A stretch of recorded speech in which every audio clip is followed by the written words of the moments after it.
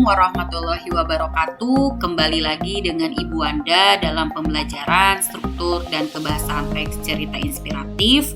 Video ini merupakan video kedua atau video lanjutan dari struktur dan kebahasaan teks cerita inspiratif.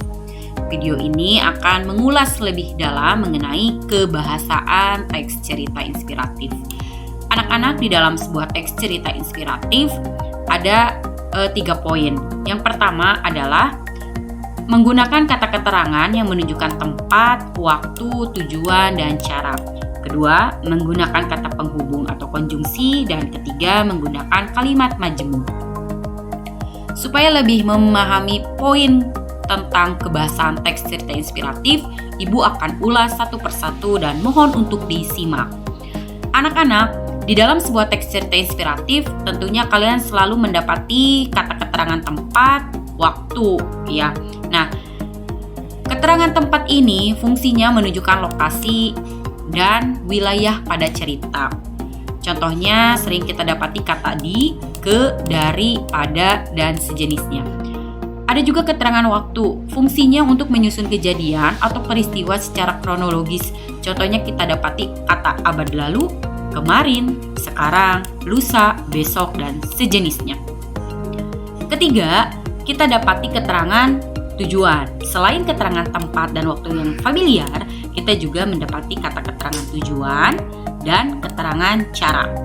Keterangan tujuan ini fungsinya untuk menunjukkan informasi atau maksud. Contohnya, sering kita dapati kata untuk, supaya, agar, dan sejenisnya.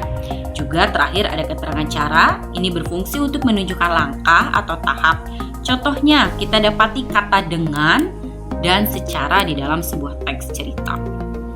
Kedua adalah selalu kita dapati kata penghubung atau konjungsi di dalam sebuah cerita. Nah, di dalam sebuah teks cerita inspiratif ada 3 poin konjungsi. Pertama adalah konjungsi pertentangan, tentunya sudah kita bahas juga di dalam teks struktur teks diskusi. Konjungsi pertentangan ini kita dapati dengan kata tetapi, namun, walaupun, meskipun, dan sekalipun. Kedua, konjungsi konsekuensi. Contohnya kita dapati dengan kata demikian atau maka. Dan yang terakhir ada konjungsi akibat. Contohnya, kita sering dapati kata yang di dalam sebuah cerita yaitu akibatnya atau oleh sebab itu. Terakhir, unsur kebahasaan teks cerita inspiratif yaitu menggunakan kalimat majemuk. Ada 2 kalimat majemuk, yaitu majemuk setara dan majemuk bertingkat. Majemuk setara ini disebut juga majemuk koordinatif, yaitu di mana struktur kalimat di dalamnya terdapat paling sedikit 2 kalimat dasar dan masing-masing dapat berdiri sendiri sebagai kalimat tunggal. Artinya di dalam sebuah cerita ada kalimat dasar paling sedikitnya 2 kalimat, tetapi kalimat tersebut bisa berdiri sendiri menjadi kalimat tunggal. Kedua, ada kalimat majemuk bertingkat. Jenis kalimat ini adalah kalimat yang mengandung satu kalimat dasar yang merupakan inti utama dan satu atau beberapa kalimat dasar yang berfungsi sebagai pengisi salah satu unsur kalimat inti tersebut. Artinya, dari beberapa kalimat dasar ini, fungsinya adalah mengisi satu unsur kalimat saja, satu unsur kalimat inti saja.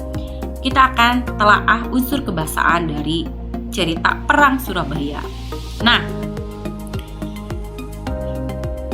Ibu sudah telaah unsur kebahasaan dari Perang Surabaya. Dari kata keterangan, tadi kan ada 3 unsur kebahasaan teks cerita inspiratif ya. Ada kata keterangan, ada kata penghubung, ada kata majemuk setara, dan majemuk bertingkat. Kita bahas dari kata keterangan. Kata keterangan ini ada 4 poin, yaitu kata keterangan tempat, tentu sudah kita kenal sekali ya. Tempat kejadian Perang Surabaya tentunya di Surabaya. Pada tanggal berapa? Ya, tanggal atau waktunya itu 10 November yang kita kenal sekarang. 10 November adalah Hari Pahlawan. Tujuannya apa sih? Tujuannya tentunya adalah menginformasikan kepada kita bahwa Perang Surabaya itu dilakukan untuk mengusir Belanda dan para sekutunya dari tanah air. Caranya dengan apa? Caranya adalah mereka atau rakyat Surabaya membentuk sebuah milisi-milisi perjuangan untuk menghadapi pihak Inggris yang mengancam untuk menyerang. Nah, unsur kebahasaan pertama dari Perang Surabaya sudah tuntas. Kedua, adalah adanya kata penghubung atau konjungsi. Konjungsi yang pertama merupakan pertentangan. Kalau kalian dapati, ada kalimat pertempuran Surabaya berlangsung sekitar 3 minggu dan dimenangkan oleh pihak sekutu. Meskipun kota Surabaya jatuh ke tangan sekutu, perlawanan rakyat Surabaya waktu itu membangkitkan semangat juang seluruh Indonesia. Kalimat ini ada di dalam koda dan juga ada kata meskipun berarti merujuk kata penghubung atau konjungsi dari pertentangan. Kedua ada konjungsi konsekuensi. Di dalam kalimat, perang ini berawal dari kemarahan tentara Inggris akibat dari terbunuhnya pimpinan mereka Brigadir Jenderal Malabi. Nah, kalimat ini ada di dalam teks cerita Perang Surabaya yang terdapat di dalam orientasi. Ada kata akibat berarti merujuk pada konjungsi konsekuensi. Pinter sekali kalian anak-anak. Dan yang terakhir ada unsur kebahasaan dari kalimat majemuk setara sejalan.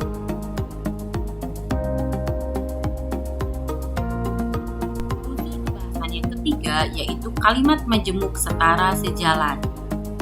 Kalian bisa dapati di dalam kalimat pada tanggal 10 November meletuslah sebuah perlawanan rakyat di Surabaya untuk mengusir Inggris dan para sekutunya dari tanah air. Nah, kata dan ini yang menghubungkan di Surabaya untuk mengusir Inggris dan para sekutunya. Nah, Inggris dan para sekutunya merupakan majemuk setara sejalan, yang mana bangsa Inggris dan para sekutunya ini bisa penjajah yang lain, Belanda, Amerika dan sebagainya, merupakan setara, kedudukannya setara di dalam sebuah kalimat ini pada tanggal 10 November ini ya. Nah, yang kedua dari unsur kebahasaan nomor 3 yaitu kalimat majemuk bertingkat hubungan sebab akibat. Kalian bisa dapati dari kalimat perang ini berawal dari kemarahan tentara Inggris akibat dari terbunuhnya pimpinan mereka Brigadir Jenderal Malabi. Nah, kata akibat ini merujuk pada kalimat majemuk bertingkat hubungan sebab akibat. Gitu ya anak-anak ya. Nah, jadi hasil telaah unsur kebahasaan dari teks Perang Surabaya adalah ini hasilnya. Kalian bisa simak. Oke. Nah, tugas untuk menelaah struktur dan kebahasaan teks inspiratif.